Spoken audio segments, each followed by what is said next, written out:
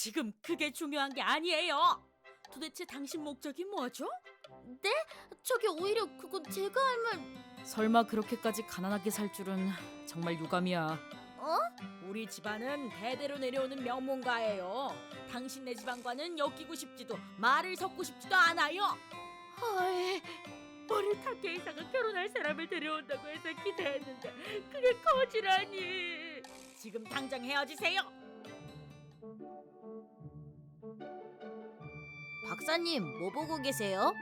조지야, 조지. 인기 최고의 미국 배우 말이야.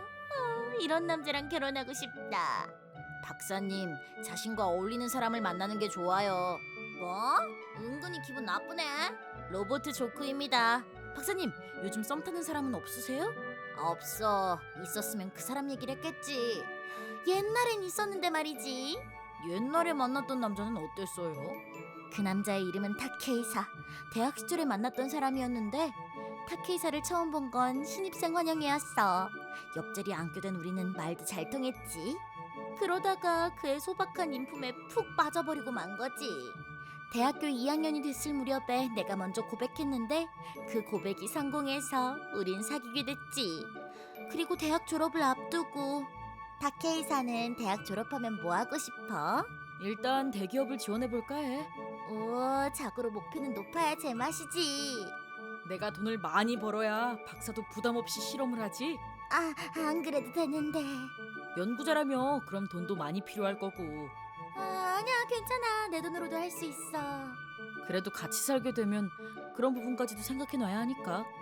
뭐야? 그렇게 먼 미래의 일도 생각하고 있다고? 당연하지. 사랑해. 언젠가 우리는 꼭 같이 살게 될 거다. 그 상상만으로도 심장은 두근거리고 기분은 쨍할 때가 아니잖아 지금. 왜냐면 난 집안일을 하나도 못하니까 신부 수업 시작이다. 그니까 엄마, 저를 멋진 신부감으로 만들어주세요.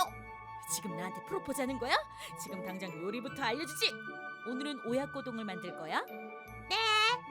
자, 그럼 닭고기부터 잘라봅시다. 베어 썰기로 부탁해요. 베어 썰기? 이걸 이렇게 해서 그렇게. 손 배운다. 음식을 하다 보면 그럴 때도 있어. 야채도 팍팍 썰어. 야채를 몽땅 다 잘게 썰어버리면 어떡해? 일단 계란부터 깨. 계란 껍질이 엄청 들어갔네. 네. 갈 길이 멀구만. 나왔어. 많이 기다렸어? 아니, 방금 먹었어. 커피를 벌써 반이나 마셨는데? 그게 목이 말랐거든. 여전히 배려심이 깊구나. 근데 손에 덕지덕지 붙어있는 반창고는 왜 그런 거야? 그게 사실은 요리를 배우는 중이야. 그렇구나. 요리에 관심이 생긴 거야? 아니, 그냥 여러 가지 연습들을. 연습? 왜 나중에 우리가 같이 살게 되면. 아, 그렇구나. 고마워. 그래도 너무 무리하지는 마. 나도 요리하는 거 좋아하거든. 굳이 집안일까지 안 해줘도 괜찮아. 진짜? 응, 그것보다 연구에 좀 더 힘을 쏟았으면 해. 정말 고마워. 그치만 나도 맛있는 음식 만들어주고 싶어. 열심히 배워볼게. 그래, 나도 힘내볼게. 근데 말이야. 왜? 혹시 너만 괜찮다면 대학 졸업하고 나랑 같이 살래? 당연히 콜이지.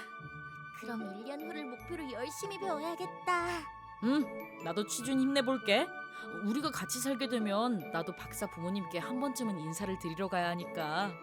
나도 타케이사 부모님께 인사드리러 가고 싶다. 부모님은 어디 사셔? 그러니까 여기서 전철로 세정거장 정도? 혹시 괜찮으면 나한테 주소 보내줄래? 인사하러 가는데 길이라도 헤매면 안 되니까. 알았어. 집에 가면 보내줄게. 그리고 그날은 내가 데리러 갈게. 긴장된다. 혹시 아버님께 얻어맞는 건 아니겠지? 그렇게 엄하신 분은 아니니까 걱정 마. 그 후 나는 부모님 댁의 주소를 타케이사에게 보내줬다. 하지만 며칠이 지나도 답장은 오지 않았다. 왜 답장이 없어? 폰을 물에 빠뜨린 거야? 요즘 학교에도 안 나오는 것 같은데 무슨 일 있어? 근데 학점도 거의 다 따놔서 나올 필요는 없겠다. 2주 넘게 연락도 없고 나 너무 외로워. 혹시 무슨 일 있는 거면 꼭 좀 연락해줘.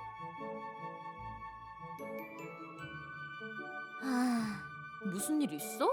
사실은 2주가 넘도록 남친한테 연락이 안 와. 혹시 사고를 당한 건 아닌지 걱정돼서. 걱정되긴 하겠다. 근데 걱정 마. 아빠도 자주 한 달 잠수 타다 오고 그랬었잖아. 그거야, 옛날엔 스마트폰이 없었으니까. 아, 너무 걱정돼. 학교에도 안 나오고. 근데 엄마는 아직 네 남친 얼굴을 본 적이 없네. 엄마도 보여줘. 보여준 적이 없었나? 어쩔 수 없군. 귀엽고 잘생긴 내 남친의 사진을 보여주도록 하지. 어디 봐봐. 귀엽고 잘생긴 얼굴은 아니네. 아하! 이 사람... 그 후 엄마한테서 어느 충격적인 이야기를 듣게 됩니다. 그냥 평범하네요. 조지랑은 거리가 먼데요? 월드스타랑 비교하면 안 되지. 그리고 그냥 평범하다는 말은 왜 안 돼? 로버트 조크입니다. 그 말이면 모든 게 다 용서될 것 같지? 아무튼 어머님께서 무슨 말씀을 하신 거예요? 나 몰래 우리 집을 찾아왔던 모양이야. 정말 깜짝 놀랐어. 네? 박사님 부모님 댁을요? 그것도 특별한 사정이 있었는데 엄마가 말해줬던 건, 엄마의 말에 따르면 어느 날 정장 차림의 여자랑 작업복 차림의 남자가 찾아와서는, 실례합니다. 저희는 모니로봇 전기의 타케나카라고 합니다. 네, 모니로봇 전기에서 저희 집엔 어쩐 일로? 사실은 모니로봇 전기에서 판매하고 있는 환풍기 제품에 문제가 있어서요. 일부 제품에는 그런 문제가 없었는데 그래도 저희 제품을 사용하시는 고객님 댁에 방문해서 점검을 하고 있습니다. 저희가 고객님 댁에 들어가서 직접 점검해야 합니다. 거절하셔도 상관은 없습니다만 그럼 고객님이 직접 저희 지점에 방문해 주셔야 합니다. 그렇군요. 그럼 점검을 부탁드려도 될까요? 감사합니다. 집이 좀 좁아요. 아니에요. 오히려 집이 엄청 깔끔한데요. 고마워요. 이상은 없어 보이네요. 네네. 환풍기는 괜찮은 것 같네요. 환풍기는요? 아니에요. 그냥 저희끼리 한 말입니다. 고객님의 환풍기를 점검한 결과 아무 문제가 없었습니다. 안심하고 사용하셔도 될 것 같군요. 알겠어요. 그럼 실례하겠습니다. 근데 점검치고는 너무 빨리 끝났는데 이거 진짜 문제 없는 거 맞아? 우리 집에 환풍기 점검하러 왔던 남자랑 이 남자 같은 사람 같은데? 그냥 좀 닮은 거겠지, 도플갱어처럼. 분명 이 사람이 맞는데. 내 남친이 여길 뭐하러 오겠어. 그거야 모르지. 아, 정말 괜히 소름 끼치잖아. 타케이사, 혹시 우리 집에 왔었어? 환풍기가 어쩌고 저쩌고 하면서 설마 타케이사는 아니지? 들켰네. 뭐? 지금까지 어디 있었어? 사정이 좀 있었어. 다음 주에 우리 부모님 집에 좀 와줄래? 그래. 연락은 왜 안 됐던 거야? 무슨 일 있었어? 내가 다 설명해 줄 테니까 일단 우리 집으로 와. 데리러 갈게. 알았어. 갑자기 받게 된 남친의 연락, 그리고 갑작스러운 방문 약속까지 영문도 모른 채 나는 남친이 데리러 오기만을 기다렸다. 많이 기다렸지? 타. 스포츠카 대박이다. 엄청 비싸 보이는데? 우리 부모님 차야. 빨리 타. 응. 왜 이렇게 아무 말이 없어? 그동안 무슨 일이 있었던 거야? 실례하겠습니다. 처음 뵙겠습니다. 저는... 둘 다 여기 와서 앉아라. 네, 엄마. 엄마? 처음 뵙겠습니다. 타케이사, 너 정말 이 여자애랑 사귀는 거 맞아? 네. 이 엄마가 다시 한번 제대로 알려줘야겠구나. 그리고 당신! 네. 얼마 전에 부모님 댁을 찾아갔었어요. 저희 집 환풍기를 보고 갔던 게 두 분이셨어요? 맞아요. 도대체 왜 그러셨어요? 지금 그게 중요한 게 아니에요. 도대체 당신 목적이 뭐죠? 네? 저기 오히려 그건 제가 할 말... 설마 그렇게까지 가난하게 살 줄은. 정말 유감이야. 우리 집안은 대대로 내려오는 명문가예요. 당신네처럼 가난한 집안과는 엮이고 싶지도 말을 섞고 싶지도 않아요. 우리 타케이사가 결혼할 사람을 데려온다고 해서 기대했는데 그게 거지라니. 지금 당장 헤어지세요. 네, 저기 그렇게 말씀하셔도...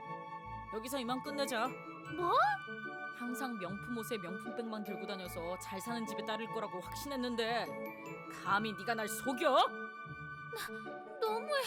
난 널 속인 적이 없어. 그건 너 혼자 착각한 거잖아. 시끄러. 진짜 실망이야. 너희 부모님 댁에 갔을 때 내가 느꼈던 실망감을 네가 알기나 해? 나야 모르지. 우리 타케이사가 당신 같은 도둑고양이랑 사귀는 건 인정 못해. 당장 나가! 날 부른 건 당신들이잖아요. 돈이 없다는 이유만으로 내 연락을 안 받았던 거야? 당연하지. 아, 그래. 잘 알겠습니다. 다케이사, 너랑은 이제 끝이야. 당연하지. 2번 다신 오지 마. 그리고 지금까지 내가 썼던 데이트 비용도 다 청구할 거니까 각오해.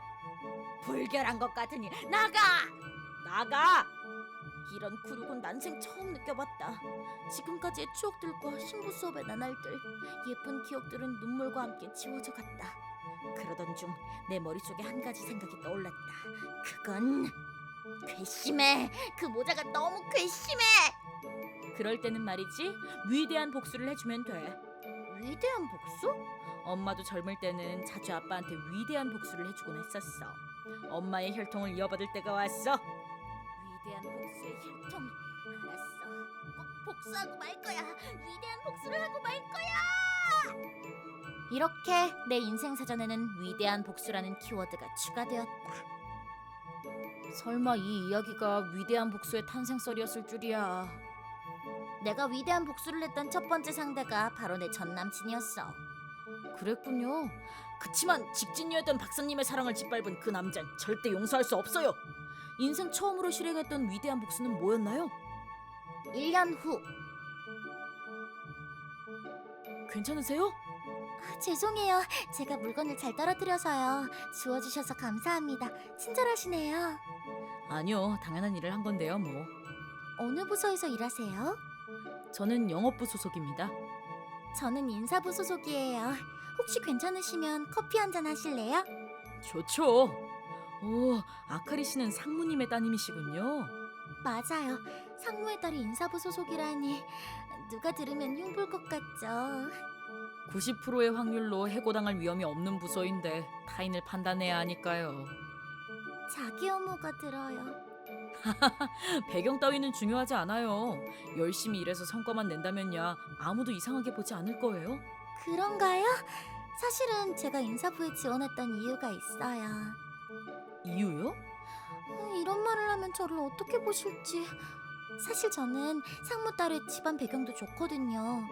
그래서 가난한 사람들이 너무 싫어요. 그래요?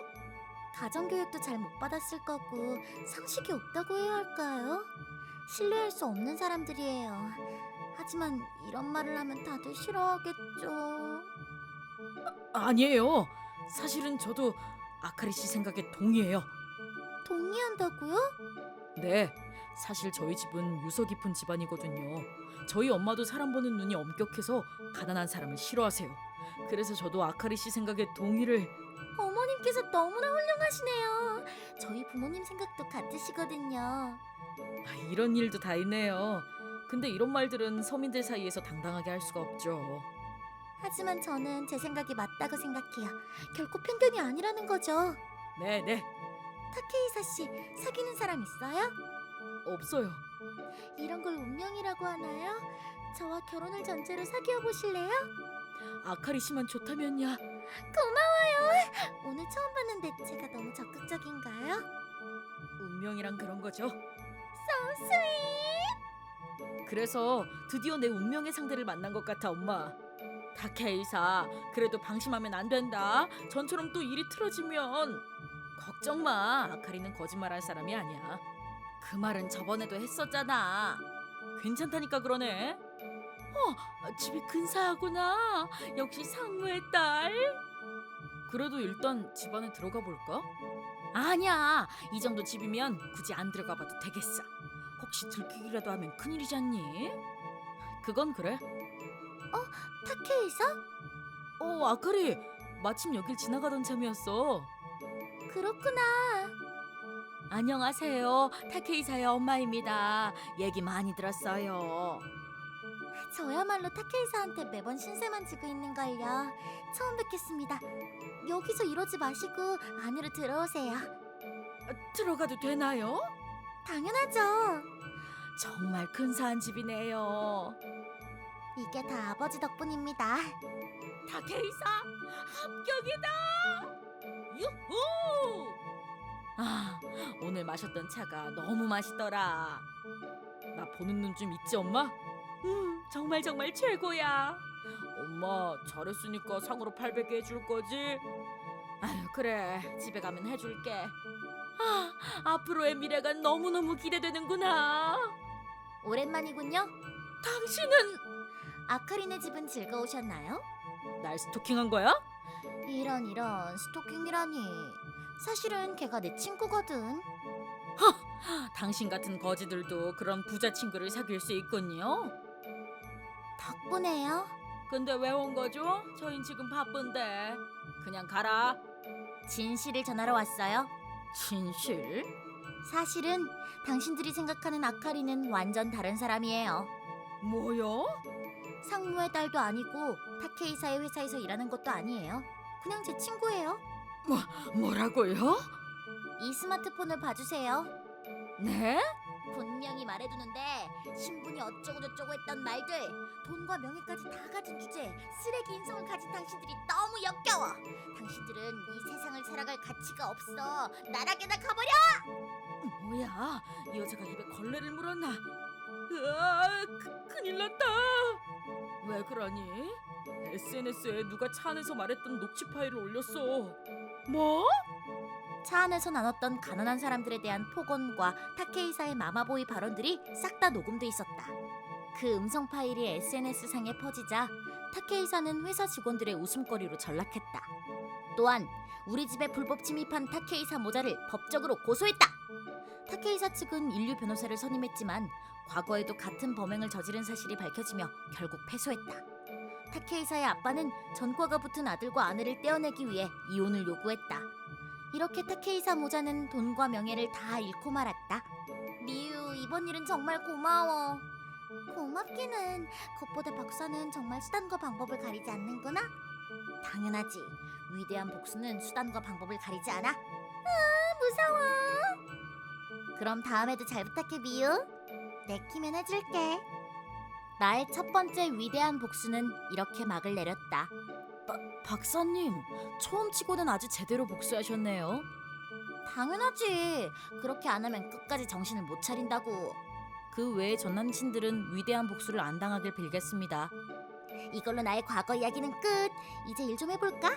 네, 그럼 오늘은 여기까지. 다음 동영상에서 만나요. 안녕. 내 이름은 나카무라 타츠야. 30살의 회사원이다. 이번엔 이 불륜 아내의 비참한 최후에 관한 이야기이다. 이 이야기는 3년 전으로 거슬러 올라간다. 그 당시 나는 오랜 시간을 솔로로 지냈었는데 그러다 보니 감정이 항상 메말라 있었다. 그래도 일만큼은 남보다 더 앞서가야겠다고 생각했다. 그렇게 더 열심히 일하자 나름대로 월급도 많이 받게 됐다. 넌 정말 일밖에 모르는구나. 일 말고 재밌는 것도 많은데. 시끄러워. 은행에 돈이 있어야 마음이 놓이지. 이미 난 고독사할 각오도 돼 있어. 빨리 돈을 모아야지. 우리 나이에 고독사는 좀 이르지 않냐? 그러던 어느 날 우리 회사로 파견 사원이 한 명 들어왔다. 처음 뵙겠습니다. 하야마 카오리라고 합니다. 잘 부탁드립니다. 저야말로 잘 부탁드려요. 신입사원인 하야마 카오리 씨. 그 당시 나이는 23살이었고 얼굴도 참 예쁜 친구였다. 하야마 씨는 순식간에 남자 사원들 사이에서 화제가 됐다. 야, 그 카오리라는 애 엄청 예쁘지 않냐? 여자라곤 아줌마랑 유부녀밖에 없던 이 회사에 내려온 천사 같아. 그렇지 뭐. 동정남 타츠야한테는 엄청난 자극이 됐을 것 같은데.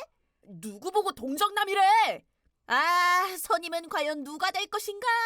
제발 저의 1년 뽑기운을 들 테니 부디 제가 선임이 되게 해주세요. 하여간 저거. 그런 이야기를 하고 돌아왔는데 상사가 갑자기 나를 불러냈다. 뭘 잘못했나 싶어서 쫄아있는데 바로 내가 하야마 씨의 선임이 된 것이었다. 선배님, 잘 부탁드리겠습니다. 그래, 나도. 솔직한 성격에 예쁜 데다 배려심도 깊은 하야마 씨에게 나는 홀딱 반해버렸다. 하지만 오랫동안 연애를 해보지 못했던 나는 하야마 씨에게 어떻게 다가가야 좋을지 몰라서 항상 마음만 답답했는데 하나님은 그런 나를 위해 기회를 주셨다. 어느 날 하야마 씨와 외근을 하게 됐는데 새 구두 때문인지 하야마 씨 발에 상처가 났다. 아야. 왜 그래요?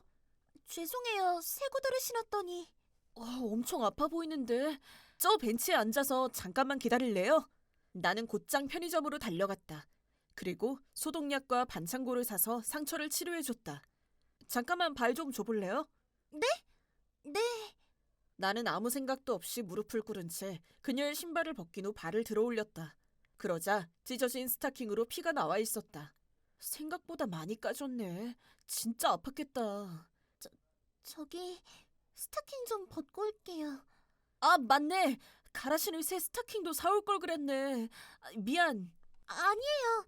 오히려 이 정도로 친절하게 대해주실 줄은 몰라가지고 지금 좀 심쿵했어요.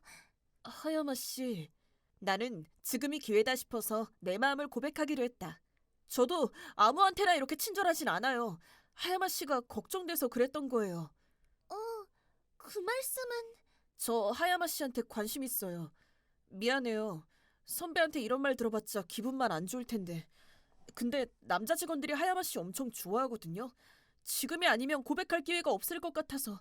기분이 안 좋다뇨. 전 엄청 기쁜데요. 이렇게 내 필사적인 노력이 결실을 맺어서 연락처를 교환할 수 있었다. 그렇게 우리는 사적으로 몇 차례 만나게 됐고 그 후 큰맘 먹고 고백을 했다. 하야마 씨도 기쁘게 내 고백을 받아주면서 우리는 공식 사내 커플이 됐다. 그 후 우리의 만남은 순조로웠다. 약 8년 반을 사귄 후 결혼까지 하게 된 것이다. 앞으로는 내가 살림을 하면서 당신을 뒷바라지할게. 응, 고마워. 나도 열심히 일해서 카오리를 행복하게 해줄게. 그랬었는데 나의 행복한 결혼 생활은 이뤄지지 않았다. 내가 결혼한 지 1년 반이라는 시간이 흐른 지금. 카오리, 지금 어디야? 갑자기 또 왜? 친구랑 놀고 있어. 또? 뭔데? 왜 또 시비야? 지금이 몇 시인 줄 알아? 밤 11시야. 뭐 어때? 내가 고등학생도 아닌데. 가끔씩 그러는 건 괜찮지. 우리 벌써 4일이나 얼굴 못 본 거 너도 알지? 그랬나? 뭐 그럴 수도 있지. 100번 양보해서 그럴 수 있다고 치자. 빨래도 그대로고 집안도 엉망이야. 집안일은 네가 하기로 했었잖아. 네? 집안일은 여자가 해야 한다니. 넘나 구시대적 발상 같은데요? 있잖아. 우리가 맞벌이면 이런 말도 안 해. 네 직업은 전업주부잖아. 결혼할 때도 네가 집안일은 다 하겠다고 그랬잖아. 잊었어? 그 정도는 도와줄 수도 있잖아. 돕는다고? 내가 거의 다 하잖아. 지금이 자취할 때보다 2배는 더 힘든 것 같아. 시끄러우니까 그만. 아무튼 오늘은 안 들어갈 거니까 그렇게 알아. 그렇다. 카오리는 집안일도 안 하고 놀러 다니기만 했다. 밖에서 일하고 오는 거면 몰라도 친구랑 아침까지 그냥 놀고 먹고 오는 식이었다. 아침에 일어나 보면 잔뜩 취한 채 거실은 널브러져 있곤 했다. 심지어는 내가 주는 생활비로 놀고 먹는 모양인지 이걸로 한 달을 어떻게 사냐며 자주 바가지를 긁어댔다. 처음엔 집에만 있으면 스트레스가 쌓일 것 같아서 그녀가 놀러 나가도 아무 말도 하지 않았다. 하지만 그것도 정도껏 해야지. 맞벌이도 아닌데 이교대 생활을 하고 있다. 그렇다고 아이가 있는 것도 아니었다. 도대체 나는 뭘 위해 결혼한 걸까 싶어서 허탈한 한숨만 나왔다. 하지만 나의 비참한 결혼 생활은 더 가파른 절벽으로 떨어지게 된다. 그건 내가 출장을 가게 된 어느 날의 일이었다. 아침 일찍 집을 나섰지만 갑작스러운 태풍으로 비행기가 연기되고 만 것이었다. 이 일을 회사에 보고하자 출장도 연기되었다. 나는 택시를 타고 다시 집으로 향했다. 그렇게 집 현관문을 여는데 나왔어. 카오리, 집에 있어? 아무 대답도 없었다. 내가 집을 나설 때까지만 해도 아내가 집에 있었는데 아마 또 놀러 나간 거겠지. 하긴 내가 출장 가는 기회를 놓칠 여자가 아니지. 친구랑 1박 2일 여행이라도 갔나? 라고 생각하며 일단 옷부터 갈아입기 위해 안방문을 여는데 카오리는 안방에 있었다. 침대 위에서 처음 보는 젊은 남자와 무려 알몸 상태로 합체돼 있었다. 그야말로 아수라장이었지만 오히려 나는 침착했다. 주머니 안에 있던 스마트폰을 꺼내서 그 장면을 찰칵찰칵 찍기 시작했다. 잠깐만, 뭐 하는 뭐하냐니, 증거 남기는 중이잖아. 자, 하던 일 계속하세요. 미쳤어? 미친 건 너희들이지! 솔직히 어느 정도 예상은 하고 있었다.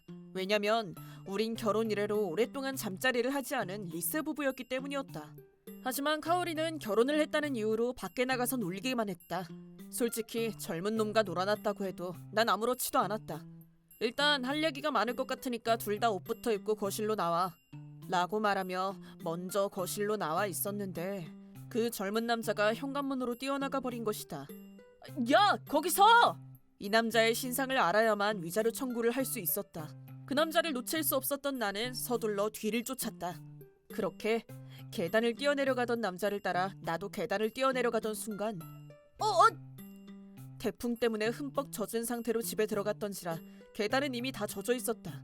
빠르게 뛰어가던 나는 결국 발이 미끄러지고 말았다. 그렇게 나는 계단에서 크게 미끄러졌고 온몸에 타박상을 입게 됐다. 머리를 부딪힌 탓인지 내 의식도 멀어져만 갔다. 지금 소리샘 남긴 거 들었어. 입원했다면 괜찮은 거야? 팔이랑 발이 골절됐어. 한 달 정도 입원해야 한대. 그래, 그거 참 큰일이네. 근데 나한테 할 말 있다며. 무슨 일 있어? 사실은 지금 당장이라도 만나러 가고 싶은데 도저히 퇴원까진 못 기다리겠어서. 오케이, 오늘 밤에 거기로 갈게. 딴 거 뭐 필요한 거 없어? 그럼 속옷이랑 갈아입을 옷 좀 사다 줄래? 돈은 이따가 줄게. 당연히 사가고 말고. 근데 재소 씨는? 그런 건 재소 씨가 다 갖다 주지 않나?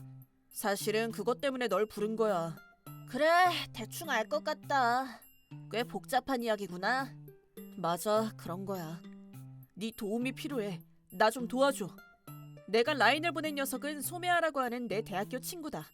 라인에서도 말했듯이 현재 나는 입원 중이다. 팔과 다리가 골절되는 바람에 움직일 수도 없는 상태다. 바람 피운 아내의 골절상까지. 이거야말로 설상가상이다. 불행이 겹쳐오니 오히려 웃음만 나왔다. 하지만 끝내 아내는 입원까지 한 남편을 보러 오지 않았다. 구급차를 불러준 것만으로도 다행인 건가? 병문안이나 내 병수발을 해주길 바래서 아내를 기다린 건 아니었다. 불륜에 대한 이야기를 하고 싶었던 거다. 하지만 도통 와주질 않아서 연락도 해봤는데 야, 전화 좀 받아봐. 도망칠 생각은 안 하는 게 좋을 거야. 미안. 요즘 내가 좀 바빠서. 바쁘다고? 이 와중에 아직도 놀러 다니는 거야? 그 전에 꼭 해야 할 말이 있잖아. 그래, 이혼하고 싶다는 거지? 끝까지 미안하다고는 안 하네. 뭐 됐고, 아무튼 너도 이혼에 응한다면 서로 얘기해야 할 게 많으니까 빨리 병원으로 와. 미안한데 딱 3주만 기다려줄래? 뭐? 나 지금 농담할 기분 아니거든.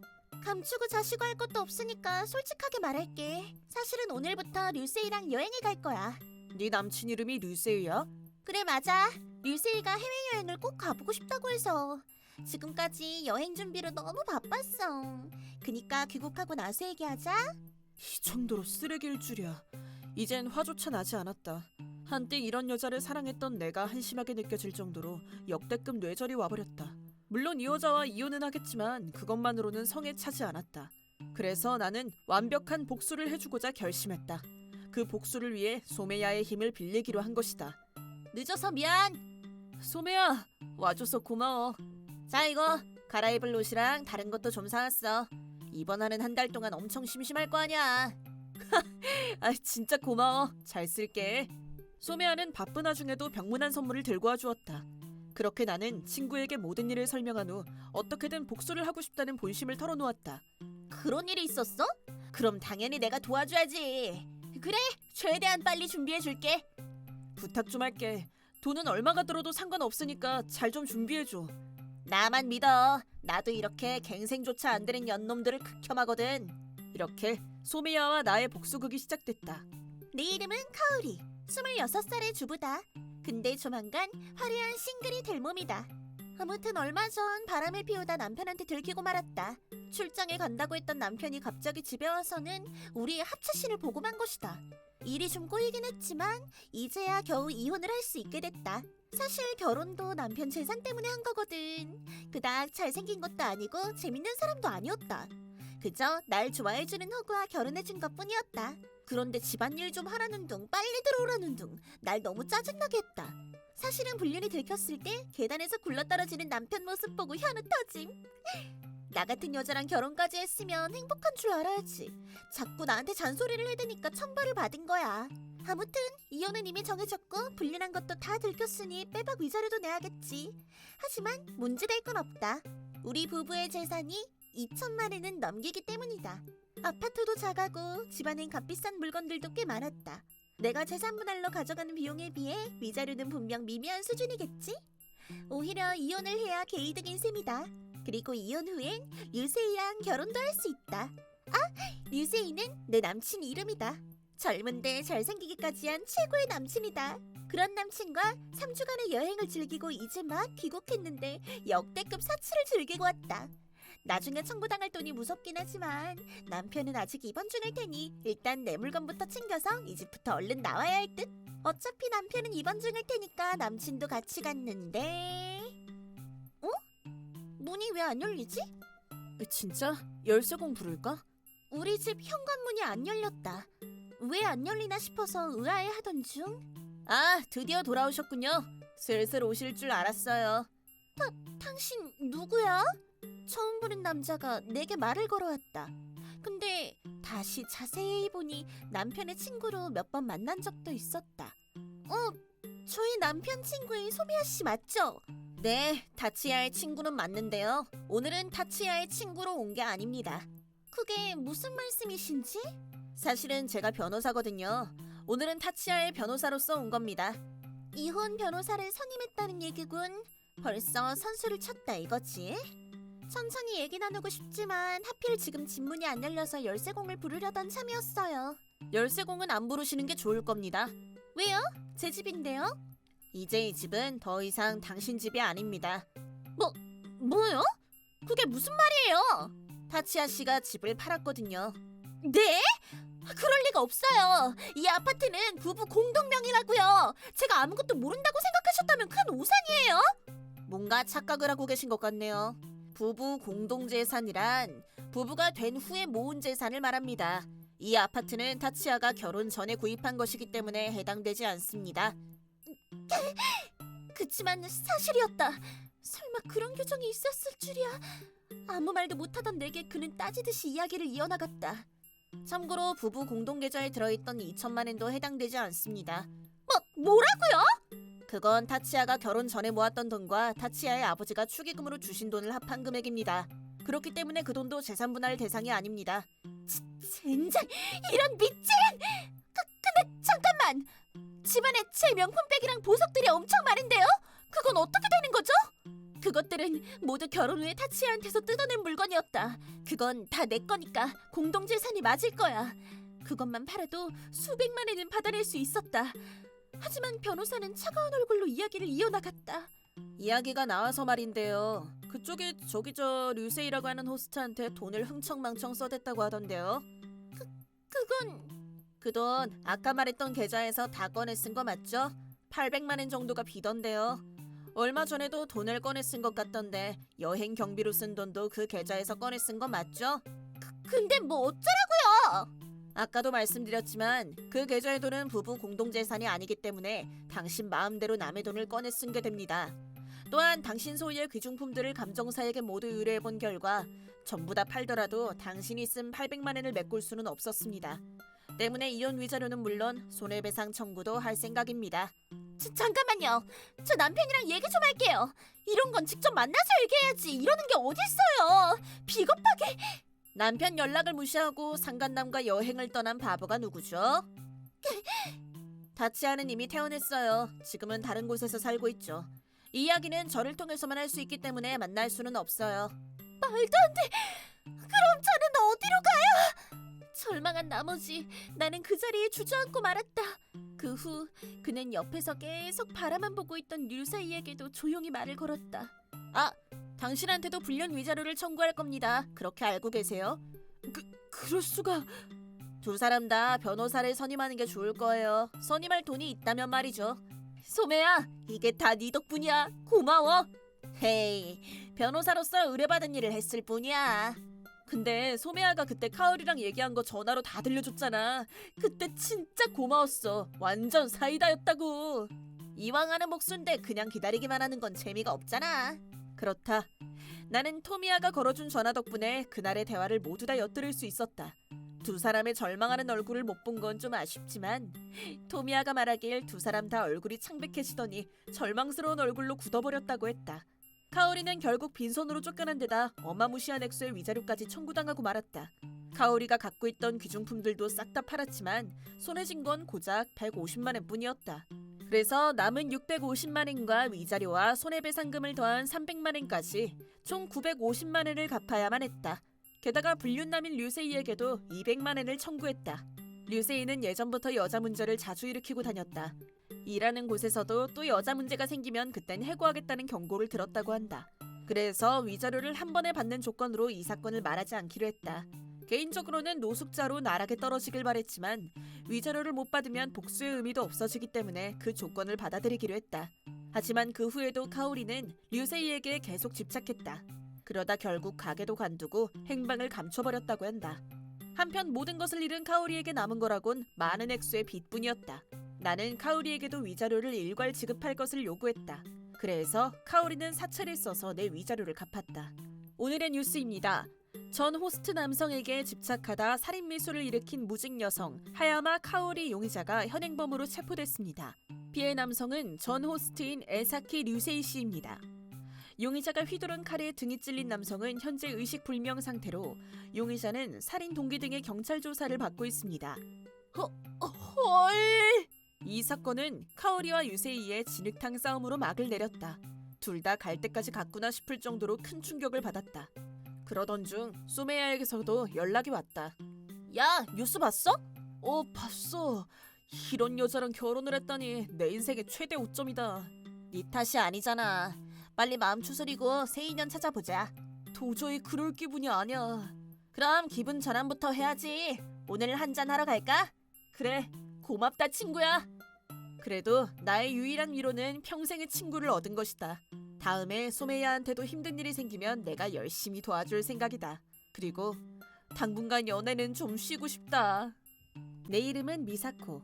이번엔 동네 엄마로 만난 내 친구의 충격적인 비밀에 대해서 이야기해볼까 한다. 나와 남편은 사내연애 끝에 결혼했는데 얼마 지나지 않아 딸 리코가 태어났다. 출산과 육아가 처음이었던 나는 바쁜 나날을 보냈다.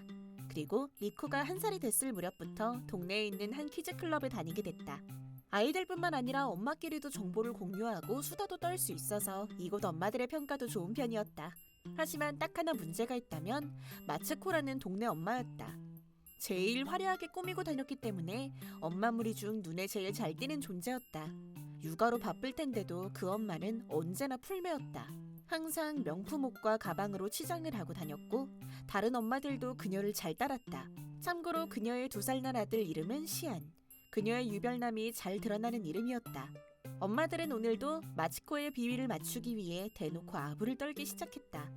어머, 마치코 씨, 오늘 입은 옷도 너무 잘 어울리세요. 땡큐. 그 옷 명품 브랜드 하네스의 도쿄 점퍼 한정판이잖아요. 어떻게 알았어? 대박. 엄마지만 여자로서 본인을 가꾸는 일도 중요하잖아. 마치코 씨, 너무 멋져요. 솔직히 나는 마치코 씨와 거리를 두고 있다. 방금의 대화 내용만으로도 내가 왜 거리를 두는지 곧바로 알 수 있을 것이다. 왜냐면 나는 명품엔 관심도 없을 뿐더러 살 여력도 없었기 때문이다. 한창 육아로 바빠야 할 엄마가 대체 꾸밀 시간은 어디서 나는 걸까? 그런 생각을 하며 혼자 꽁해지는 것도 너무 싫었다. 게다가 그런 마치코를 따르는 주변 엄마들도 별로였다. 하지만 그런 내게도 나름 친해진 동네 엄마가 한 명 있었다. 이름은 준코였다. 준코는 소탈한 데다 육아에만 전념하는 엄마였다. 중고 장난감을 얻어 쓰거나 중고 옷도 무난하게 입고 다니는 엄마였다. 마치코는 그런 준코를 볼 때마다 뭐야 이 낡아빠진 옷은? 너무 웃겨. 여기 빵꾸까지 났잖아. 아무리 그래도 이건 좀 그렇다. 라며 대놓고 무안을 주곤 했다. 나는 그런 준코 앞에서 재력을 과시하거나 대놓고 무시하는 마치코가 너무 싫었다. 마치코에 대한 반발심으로 준코에게 먼저 말을 걸게 됐는데 그걸 계기로 우리는 친해졌다. 준코! 미사코, 리코도 안녕? 인형으로 놀고 있었구나. 우리도 끼워주라. 당연하지. 내 딸 리코와 준코의 아들 신지도 서로 사이가 꽤 좋은데 웃고 떠들거나 인형을 꼭 껴안고 쓰다듬으며 인형놀이를 즐겨했다. 준코랑 있으면 내 마음도 편해지는 거 있지. 준코랑 신지를 만나서 정말 다행이야. 나도 그래. 맞다. 준코는 핸드폰을 꺼내들더니 내게 사진 한 장을 보여줬다. 우와! 너무 귀엽다. 아기 고양이네? 우리 집에서 태어난 애야. 너무 귀여워. 리코야 이거 봐. 아기 고양이야. 사진을 본 리코도 깍깍거리며 좋아했다. 아기 고양이 보러 우리 집에 한번 놀러와. 진짜? 나 갈래. 어머, 무슨 이야기를 그렇게 재밌게들 해? 마치코. 수다를 떨고 있던 우리 사이로 마치코가 끼어든 것이다. 뭔데? 고양이? 응, 우리 고양이가 새끼를 낳았거든. 너무 귀엽겠다. 나도 준코네 집 놀러 갈래. 마치코도? 고양이 좋아해? 뭐, 우리도 동물을 키우고 있긴 해. 그리고 준코네 집 구경도 좀 하고 싶어서 그렇지. 거지들은 대체 어떻게 사는지 너무 궁금해서. 맞아. 준코 씨는 맨날 중고 옷만 입잖아요. 얼마나 가난하게 사는지 나도 너무 궁금하다. 이 사람들이 정말. 다들 와주려고? 난 상관없어. 준코, 싫으면 싫다고 말해도 돼. 아니야, 괜찮아. 아기 고양이도 사람 손을 많이 타야 잘 적응하지. 준코가 그렇다면야 어쩔 수 없지. 기대할게. 키즈 클럽이 끝나고 우리는 다 같이 준코네 집으로 향했다. 전철로 이동한 후에도 조금 더 걸어가야 했다. 준코의 안내에 따라 도착한 곳은 살짝 빛이 바랜 5층짜리 원룸 아파트였다. 북향인 탓인지 현관도 살짝 어두침침한 데다 한눈에 봐도 낡은 곳이었다. 내심 나도 집이 좀 많이 낡았네 라고 생각할 정도였다. 여기야. 뭐? 여기가 너희 집이라고? 맞아. 세상에, 가난한 건 알고 있었지만 진짜 이런 데서 살 줄이야. 대박 역대급인데 이건. 완전 상거지였네. 마치코는 한동안 원룸 아파트를 둘러보더니 까르르 웃어댔다. 그와 동시에 같이 따라온 엄마들도 비웃기 시작했다. 진짜 이건 너무 심하다. 와, 준코를 대표하는 듯한 이 음침한 분위기. 현관만 봐도 집이 얼마나 좁은지 예상할 수 있겠어. 안 돼. 좁아도 너무 좁아. 이런 데서 산다고? 너무 신기하다. 도대체 애는 무슨 죄야? 에구구. 잠깐만. 갑자기 따라놓고 무슨 말을 그렇게 해? 난 그냥 팩폭을 한 것뿐이야. 준코가 이렇게까지 가난한 줄은 몰랐어. 이걸 보니 내 마음이 너무 아픈데 다음에 뭐라도 사다 줄까? 그만하라니까. 당신은 매번 준코한테만 그렇게. 미사코, 난 괜찮아. 준코? 사실 마치코가 저러는 것도 이해가 되거든. 아무리 그래도 저러면 안 되지. 아무튼 다들 올라갈 거지? 뭐? 이렇게 좁아 터진 집에 우리가 다 어떻게 들어가겠어. 그치? 그렇긴 해요. 열심히 끼워 넣어도 다 못 들어갈걸요? 네가 얼마나 가난하게 사는지 잘 알았으니까 이제 됐어. 솔직히 난 아기 고양이도 관심 없어. 우린 홍차 전문점이 나가서 차나 한잔 해야겠어. 이만 가볼게. 실컷 욕을 내뱉은 마치코는 다른 엄마들을 데리고 돌아갔다. 남은 사람은 나와 준코뿐이었다. 며칠 후 키즈클럽으로 들어가기 위해 신발을 벗고 있는데 준코가 말을 걸어왔다. 미사코, 리코, 안녕. 준코, 안녕. 준코가 먼저 인사를 다 하다니 웬일이야? 그게 사실은 오늘 미사코한테 줄 게 있어서. 이게 뭐야? 오늘이 미사코 생일이잖아. 그래서 준비해봤어. 고마워. 지금 열어봐도 돼? 응? 나는 곧장 선물을 열어봤다. 상자 안엔 레트로한 감성의 펜 한 자루가 들어있었다. 와, 이거 뭔가 고풍스러우면서도 멋있는데? 이거 만년필인데 미사코는 글씨를 잘 쓰잖아. 그래서 한번 준비해봤어. 너무 멋지다. 소중하게 잘 쓸게.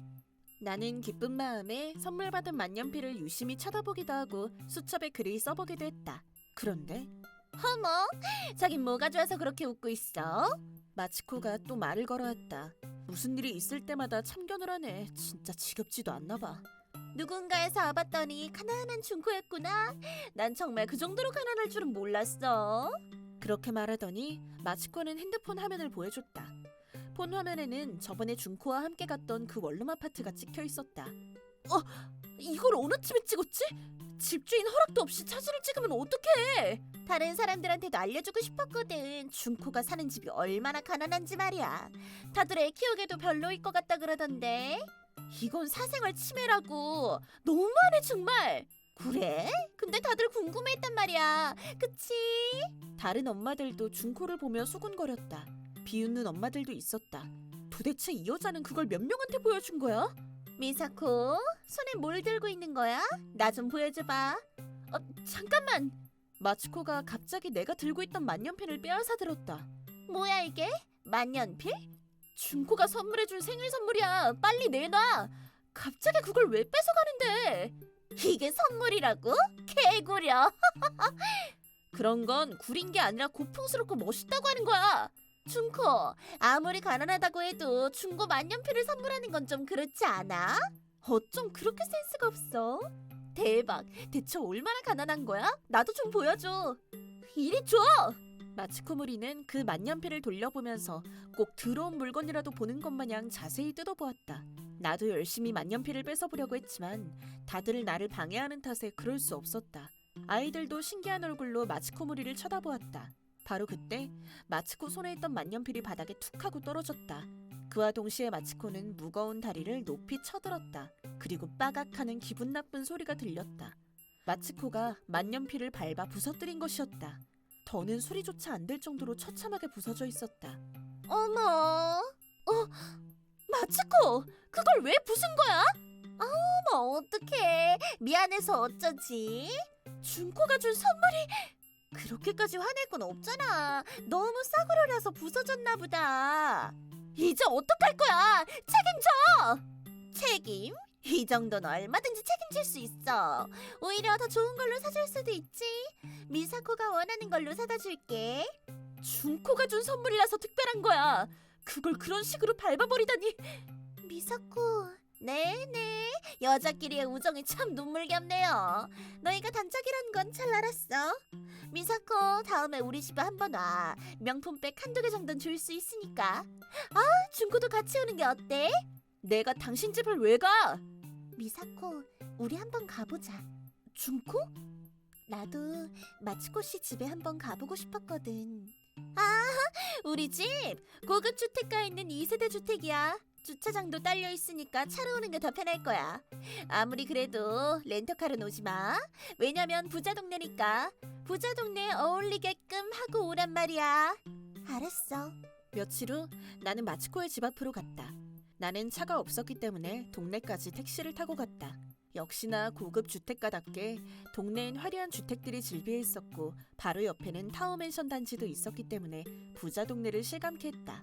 마츠코네 집은 2세대 주택이라 그런지 주변 집들보다 집도 더 컸다. 준코는 아직 도착하지 않은 듯 했다. 준코, 무슨 일 있어? 솔직히 여기 오기 싫었지? 미안해. 신지가 자꾸 떼를 쓰는 바람에. 아이고, 힘들었겠네. 일단 신지부터 좀 달래줘야 할 것 같아. 그래, 그럼 나 먼저 들어가 있을게. 마츠코 씨한테 늦어서 미안하다고 전해줘. 알았어, 도착하게 되면 다시 연락해. 고마워 미사코. 나는 마츠코 집의 현관문 벨을 눌렀다. 미사코, 어서 와. 왜 이리 늦었어? 준코는 아들이 떼를 쓰는 바람에 조금 더 늦을 것 같대. 그래? 그런 집에 살면 누구라도 울고 싶을 거야. 뭐 일단 들어와. 마츠코는 코웃음을 치며 나를 집 안으로 데려갔다. 집안엔 다른 엄마들도 와 있었는데 그곳은 마치 파티 분위기였다. 아이들은 문에 유아 펜스가 설치된 방에서 놀고 있었고 엄마들은 그 모습을 지켜보며 식사를 즐기고 있었다. 그중엔 샴페인을 마시는 사람도 있었다. 어머, 너무 화려하잖아. 맛있기까지. 그 샴페인 맛있지?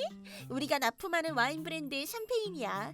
전체 요리에 곁들여 마시면 한층 더 맛이 좋아진다고. 역시 마츠코 씨는 달라. 하나같이 다 고급스러워.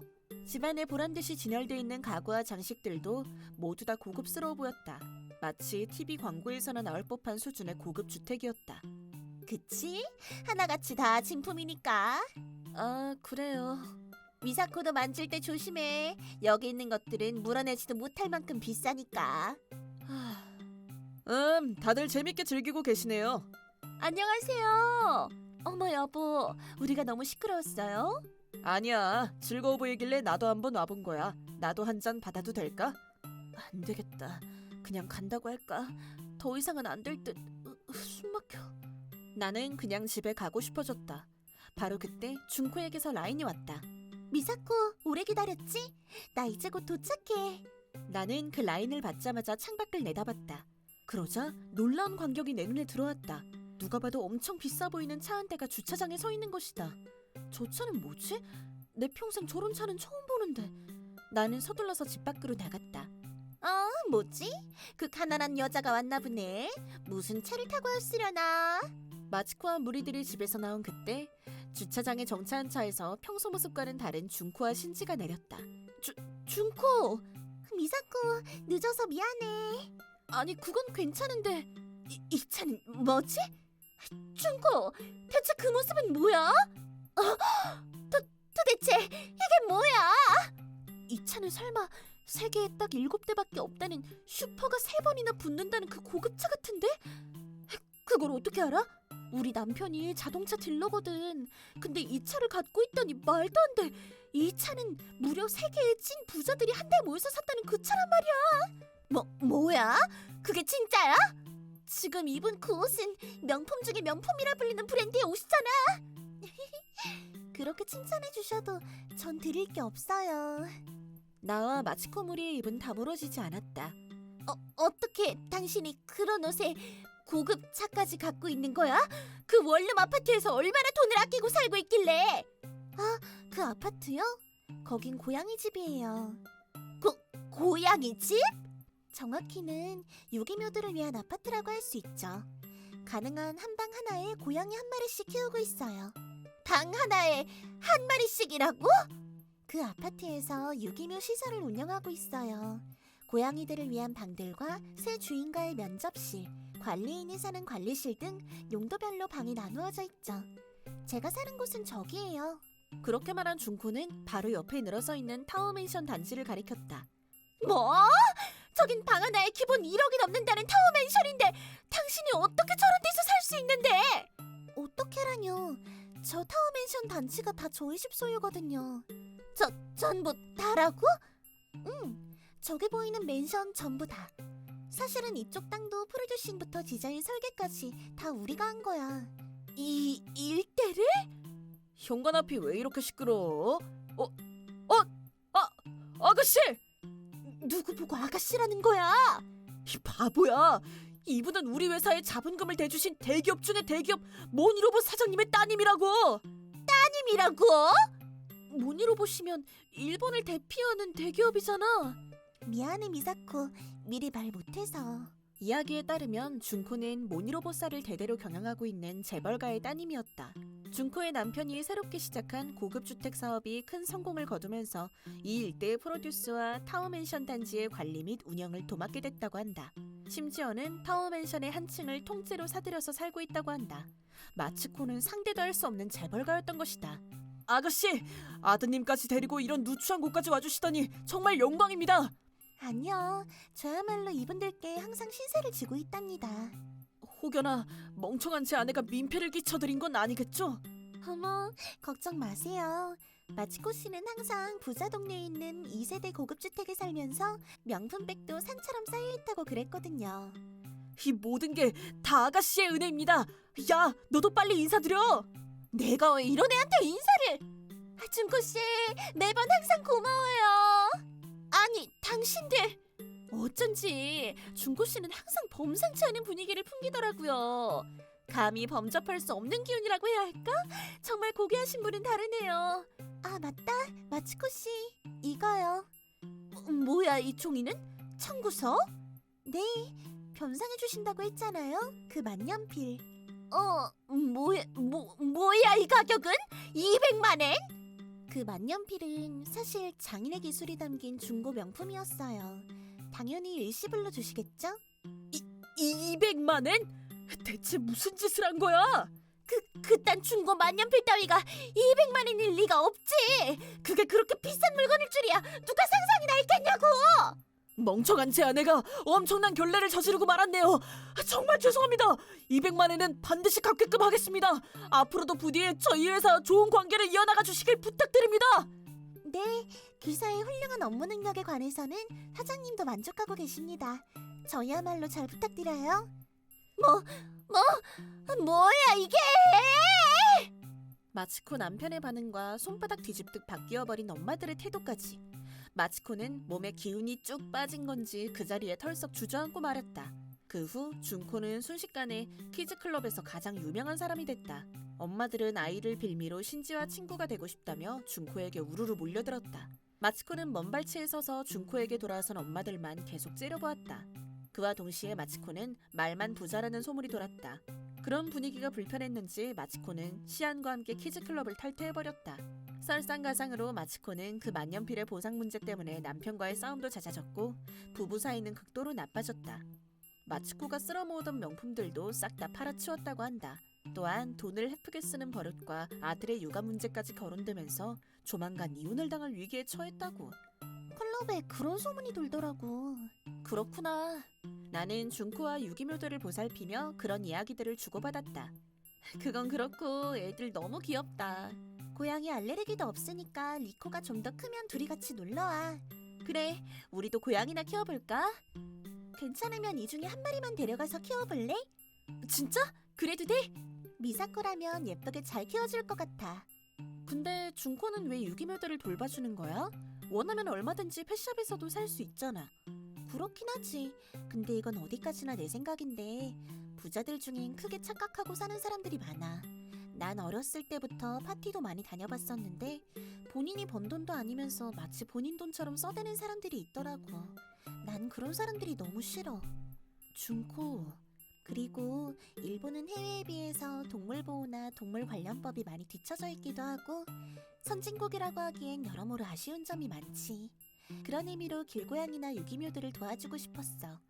이 아이들도 행복해질 권리가 있는데 일부 비양심적인 사람들 때문에 버려지고 학대당하고 나쁜 일들을 당하는 현실이 너무 마음 아팠거든. 준코, 정말 멋진 생각인 것 같아. 그리고 고양이들을 돌보면서 느낀 건데 이 고양이들은 다 행복해 보여. 준코가 고양이들을 진심으로 키우고 있다는 게 느껴져. 미사코 고마워. 가끔은 나도 준코를 도우러 와도 될까? 나도 유기묘 활동에 관심이 생겼거든. 진짜? 당연히 대환영이지. 준코는 정말 기쁘다는 듯 웃음을 지어 보였다. 준코는 그 누구보다 돈도 많고 부자지만 인간성도 올바르고 행복의 가치에 대해서도 잘 알고 있었다. 나는 앞으로도 그런 준코와 오랜 친구로 지내고 싶다. 내 이름은 타카우미. 51살이다. 도쿄에 내 설계사무소를 가진 건축가다. 감사하게도 35살 때 설계사무소를 개업한 이래로 쭉 성업 중이다. 단독주택에서 대형 상업시설, 인테리어 코디네이터 등 여러 건축 사업을 하고 있다. 내게는 유이라는 딸이 한 명 있다. 유이의 엄마이자 내 아내인 미에는 빚만을 남긴 채 자취를 감추고 말았다. 미에와는 맞선으로 만나 결혼했고 결혼 후 미에는 곧바로 유이를 임신했다. 하지만 유이를 낳자마자 곧바로 홀연히 사라진 것이다. 내게 남겨진 건 유이와 미의 명의로 된 빚 900만 엔이 전부였다. 미에가 나를 연대보증인으로 세워둔 것이다. 미에가 사라진 후 우린 한부모 가정이 됐지만 어머니가 도와주신 덕분에 유이를 잘 키울 수 있었고 빚도 다 갚았다. 어머니는 유이가 대학생이 된 모습을 보고서야 천국으로의 먼 길을 떠나셨다. 대학교를 졸업한 유이는 시립도서관의 사서가 되어 매일 바쁘게 살고 있다. 어머니의 3주기도 지난 어느 날 밤 불단 앞에서 합장을 하고 있는데 유이에게서 라인이 왔다. 아빠 미안해요. 아빠 연락에 이제야 답장 드려요. 괜찮아. 밤늦게까지 수고했다. 일은 어떠니? 매일 동분서주하고 있죠. 너무 힘들고 할 일도 많고요. 혼자 지내면서 일까지 하려면 힘든 법이지. 그래도 대학생 때부터 혼자 살다 보니 그건 괜찮은데 일이 아직 서툴러서 그게 좀 힘들어요. 무슨 일이든 처음엔 다들 힘든 법이야. 그래도 너무 무리하지 말거라. 몸 상할라. 아버지야말로 이제 연세도 있으신데 쉬엄쉬엄 하세요. 우리 딸이 내 걱정을 다 하고 이제 나도 늙었나 보다. 아버지, 있잖아요. 제가 저번에도 한번 말씀드린 것 같은데요. 뭐니? 저도 이제 다 컸잖아요. 아버지 인생은 아버지 거니까 노후나 재혼처럼 앞으로의 일들은 아버지가 하고 싶은 대로 하고 사셨으면 좋겠어요. 그래? 우리 딸한테 이런 말도 다 듣는구나. 지금까지 계속 일만 하시느라 그런 건 생각해 보신 적도 없으시죠? 역시 우리 딸은 모르는 게 없구나. 그리고 재혼하게 되시면 저한테도 꼭 소개해 주세요. 제가 반대하진 않을 거예요. 당연하지. 유이한테 제일 먼저 소개해 줄게. 약속해. 고마워요. 저 이만 자볼게요. 안녕히 주무세요. 잘 자렴. 앞으로라. 어머니도 유이를 위해서 재혼하는 게 어떠냐는 말씀을 하셨었지. 유이도 이제 클 만큼 컸고 지금까지 나는 유이를 위해서라도 재혼을 몇 번이나 생각했었다. 남자 혼자 힘으로 유이를 키우는 게 불안해서였다.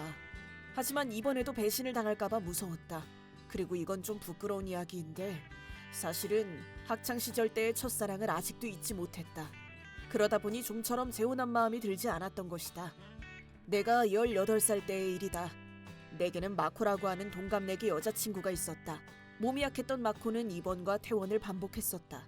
결국 출석 일수가 부족해진 나머지 고등학교 3학년을 유급해야만 했다. 그렇게 나는 마코보다 먼저 대학에 가게 됐다. 나는 옛날부터 꿈꾸던 건축가가 되기 위해 건축으로 유명한 도쿄의 한 대학에 입학하게 됐다. 도쿄로 상경하던 날 우리는 여각 승강장에 있던 벤치에 앉아 있었다. 이제 곧 전철 오겠네. 그러겠네. 타카오미가 도쿄에 가면 외로울 거야. 나도 외로울 거야. 근데 우리 이 말을 몇 번을 하는 거야? 말하다 보니 웃기다. 마코는 내 꿈인 건축가 이야기를 할 때마다 진지하게 잘 들어줬었다. 나는 반짝이는 눈을 한 마코의 모습에 반해버렸다. 나중에 나도 따라갈게. 응, 기다리고 있을게. 마코는 머리가 좋으니까 대학도 금방 붙을 수 있을 거야. 우리 같이 꿈을 꼭 이루자. 응, 나는 건축가가 되고 마코는 도쿄에서 카페를 여는 거야. 인테리어는 내가 할게. 우리 같이 카페를 운영해 나가면서 잠시 후 도쿄로 가는 열차가 타는 곳 1번으로 들어오겠습니다. 역내 승강장에 열차가 도착했다. 이만 갈게. 그래.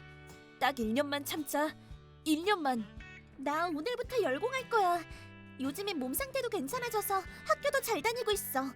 응, 마코는 잘할 수 있을 거야. 편지 쓸게. 꼭 편지 써줘. 기다릴게. 마코의 얼굴은 어딘가 쓸쓸해 보였다. 그 표정이 뭔가 마음에 걸렸지만 열차는 기다려주지 않았다. 나는 떨어지지 않는 발걸음으로 열차에 탔다. 마코는 내 모습이 안 보일 때까지 승강장에서 손을 흔들었다. 도쿄의 아파트에 도착한 나는 곧장 마코에게 보낼 편지부터 썼다. 싸구려 아파트다 보니 엄청 좁고 많이 낡았다는 이야기와 조금 더 괜찮은 집으로 이사해서 마코를 기다리겠다는 이야기. 도쿄는 멋진 카페가 많아서 카페를 열 때 참고하면 괜찮을 것 같다는 이야기를 적었다. 며칠 후 슬슬 내 편지에 답장이 올 때가 됐는데도 마코의 답장은 오지 않았다. 열공하겠다고 했으니 공부 때문에 늦어지는 거라고 생각했다. 하지만 입학식이 끝나고 수업이 시작됐지만 마코의 답장은 오지 않았다. 내가 도쿄로 떠난 이후 장거리 연애를 하면서 점점 나에 대한 마음이 식은 걸까? 그저 불안한 마음만 쌓여갔다. 포기하고 싶지 않았던 나는 계속해서 마코에게 편지를 보냈다. 그러던 어느 날 내 편지가 주소지 불명으로 반송되어 돌아왔다. 대학교 1학년 여름방학이 되자마자 나는 고향으로 돌아갔다. 난 불안한 마음에 서둘러 마코의 집으로 가봤지만 마코의 집엔 빈집이라는 종이가 붙어 있었다. 고등학교 친구 말에 따르면 마코는 내가 도쿄로 가자마자 바로 이사를 간 듯했다. 어머니께도 여쭤봤지만 마코의 소식을 아는 사람은 없었다. 정말 아무도 모르게 사라지고 만 것이다. 그렇게 한여름의 아지랑이처럼 사라져버렸다. 그날 이후 나는 마코를 한시도 잊은 적이 없었다. 33년간 많은 일이 있었지만 내 사랑은 그때나 지금이나 오직 마코뿐이었다. 그러던 어느 날 오늘은 회사로 신규 고객님이 오시기로 했다. 의뢰 내용은 도쿄에 오픈할 카페의 내부 인테리어 및 시공이었다. 건물 자체는 오래되어도 튼튼하게 지어진 덕분에 지진의 문제도 없어 보였다. 나는 다시 한번 자료를 검토한 후에 미팅룸으로 들어갔다. 오래 기다리셨습니다. 잘 부탁드려요. 뜻밖에도 나는 운명적인 재회를 하게 됐다. 마코 맞지? 타카오미, 드디어 찾았다. 그로부터 33년, 서로가 늙어버릴 정도로 많은 세월이 흘렀다. 그때보다 더 어른스러운 모습에 분위기도 달라졌지만 내 눈앞에 나타난 사람은 바로 마코였다. 이걸 의뢰한 게 마코였구나. 응. 내가 정말 많이 걱정했었어.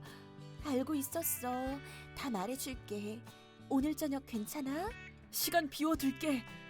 그날 밤 마코가 말했던 가게로 들어가자 가게 안에 마코가 있었다. 흥분되는 마음을 간신히 잠재운 나는 자리에 앉은 후 메뉴를 주문했다. 그러자 마코가 그날의 이야기를 하기 시작했다. 다카오미가 도쿄를 가고 나서 우리 집이 이사를 가게 됐어. 알고 있었어. 한번 찾아갔었거든. 그게 사실은 그 지역 병원에서는 치료가 어렵다고 해서 도쿄의 큰 병원으로 옮기게 된 거야. 도쿄에 있었구나. 근데 병이 다 나을 때까진 타카오미를 안 만나려고 했었어. 아픈 몸으로 타카오미와 만난다고 해도 피해만 줄 것 같아서. 나는 마코가 차분하게 이야기할 수 있도록 그녀의 이야기를 들어줬다. 눈물이 나려는 걸 겨우 참아가며. 마코, 그럼 지금은? 이젠 괜찮아. 34살에 완치됐어. 지금은 환자처럼 안 보이지? 그러네. 정말 다행이야. 근데 우리도 엄청 나이 들었네. 33년이나 지났는걸. 어쩔 수 없지. 근데 마코, 이렇게 다시 만나게 돼서 난 정말 너무 기뻐. 타카오미. 나는 더 이상 터져나오는 눈물을 참을 수 없었다. 나이도 먹을 만큼 먹은 데다가 다 큰 성인 남자가 한심하게 눈물을. 마코는 내게 손수건을 건넸다. 나도 너무 기뻐. 마코. 그 후 나와 마코는 많은 이야기를 나눴다. 마코는 지금 약사로 일하고 있다고 했다. 월급을 모아서 이제야 겨우 카페를 차릴 수 있게 됐다는 것과 아직도 좋은 인연을 만나지 못했다고. 마코는 쓴웃음을 지으며 결혼에 관한 이야기도 해줬다. 그리고 계속해서 나를 찾아다녔다고 했다. 하지만 아무런 정보도 없이 찾아다니다 보니 시간이 오래 걸린 거라고 했다. 이 잡지 덕에 타카오미를 찾을 수 있었어. 이건 유명한 건축 잡지잖아.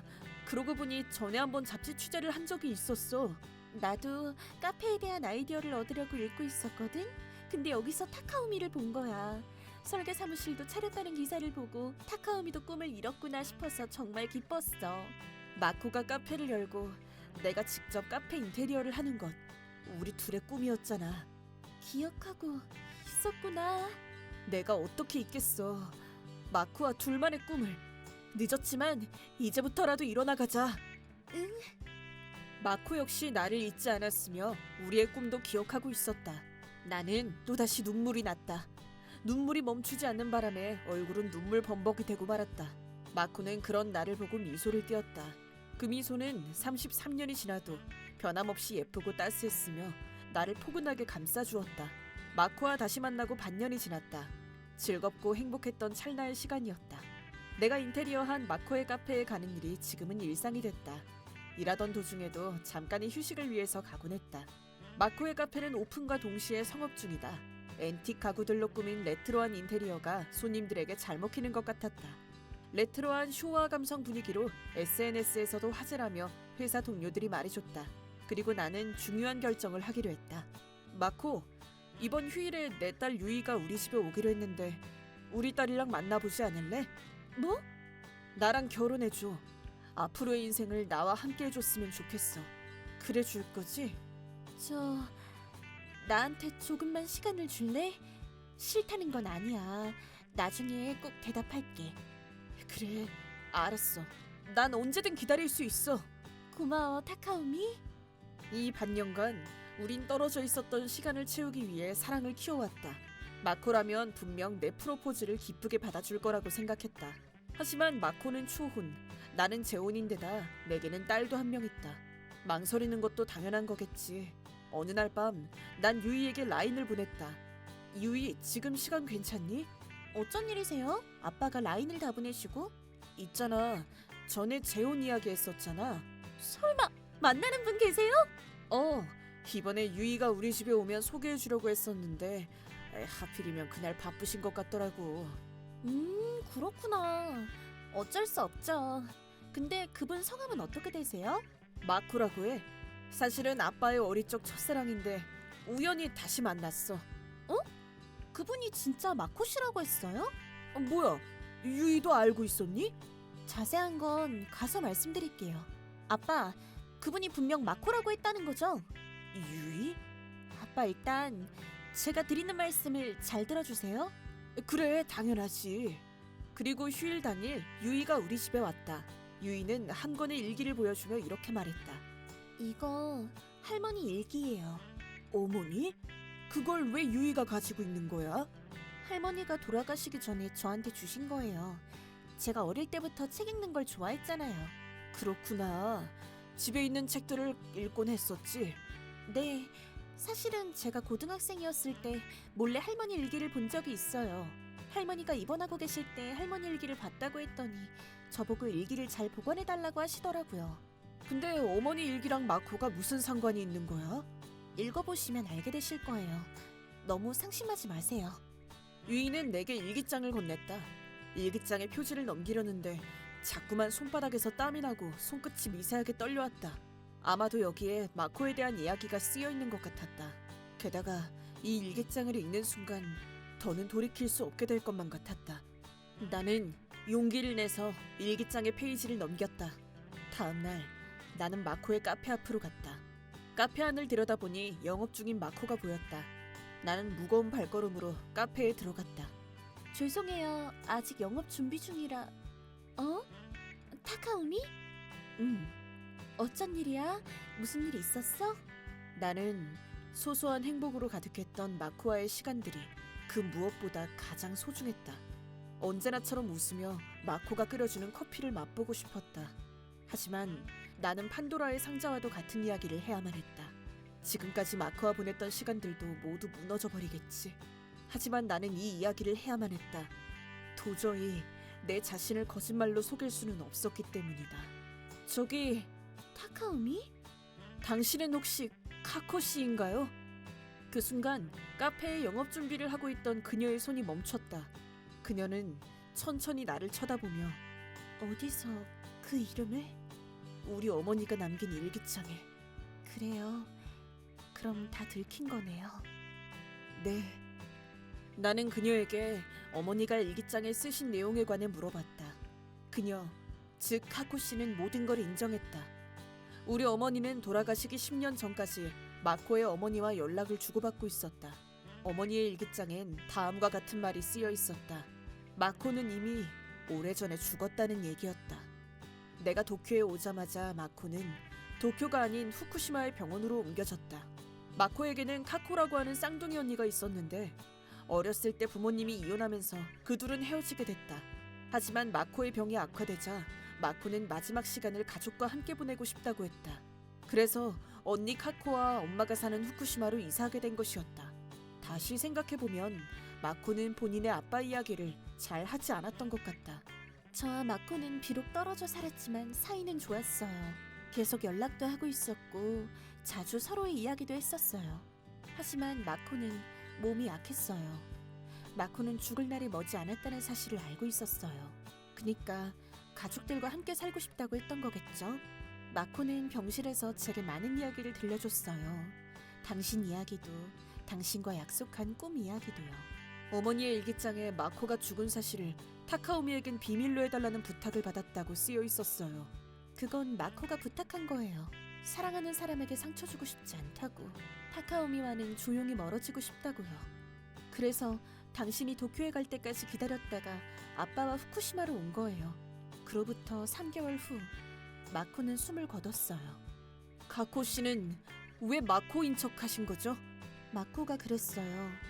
타카오미 씨가 행복해지길 바란다고요. 좋은 사람을 만나길 바란다고요. 마코는 진심으로 당신을 사랑했어요. 한 번이라도 좋으니 그런 사람과 만나보고 싶었어요. 근데 33년이 지난 지금도 여전히 마코를 잊지 못한 당신을 보고 깜짝 놀랐어요. 진심으로 기뻐하는 당신 모습에 저도 순간 마코인 척했던 거예요. 카페는요? 마코의 꿈을 대신 이뤄준 것뿐이에요. 그 꿈을 이루기까지 많은 시간이 걸렸지만요. 지금 장난해? 본인 만족을 위해서 이런 짓을... 맞아요. 하지만 도저히 사실을 말할 수가 없었어요. 죄책감도 들었어요.